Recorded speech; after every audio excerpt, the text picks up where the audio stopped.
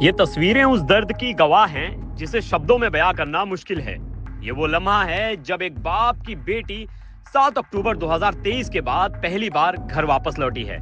मगर सवाल ये है कि घर लौटने के बाद भी क्या ये जख्म भर पाएंगे? हमास और इजराइल के बीच चल रही इस जंग के बीच अब उम्मीद की किरण दिखने लगी है।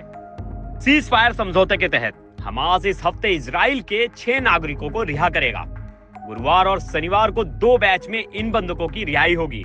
बदले में इजराइल नॉर्थ गाजा में फिलिस्तीनी नागरिकों को वापस लौटाने की इजाजत देगा। इजरायली प्रधानमंत्री बेंजामिन नेतन्याहू ने इस बात की पुष्टि की है। रिहा होने वाले में अरबाल यहूद और अगर बगर का नाम शामिल है, जिन्हें हमास ने 7 अक्टूबर को बंधक बना लिया था। हालांकि इजराइल ने पिछले हफ्ते अब्रेल की रिहाई की मांग की थी, लेकिन हमास ने इसे टाल दिया था और यही कारण था कि इजराइल ने सीज फायर के उल्लंघन का आरोप भी लगाया था। अब तक के सीज फायर के दौरान हमास ने इजराइल के 7 बंधकों को रिहा किया है, जबकि इजराइल ने इसके बदले 300 से ज्यादा फिलिस्तीनी कैदियों को रिहा किया है। दोनों तरफ रिहाई की इस प्रक्रिया ने इस संघर्ष में एक नया मोड़ ला दिया है। पर क्या यह संघर्ष यहीं रुक जाएगा? क्या यह रिहाई शांति की ओर पहला कदम है या सिर्फ एक अस्थायी हल? नॉर्थ गाजा में फिलिस्तीनी नागरिकों की वापसी की प्रक्रिया सोमवार से शुरू होगी। ये वो लोग हैं जिन्होंने पिछले कुछ महीनों में अपना सब कुछ खो दिया।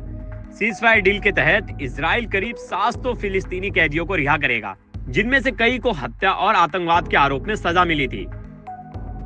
मगर क्या यह समझौता उन जख्मों पर मरहम लग पाएगा जो इस जंग ने दोनों तरफ से लोगों को दिए हैं? सीज फायर समझौते 3 फेज में पूरा किया जाएगा। पहला फेज 19 जनवरी से शुरू हो चुका है और मार्च 1 तक चलेगा। इस दौरान दोनों पक्ष बंधकों की अदला बदली करेंगे।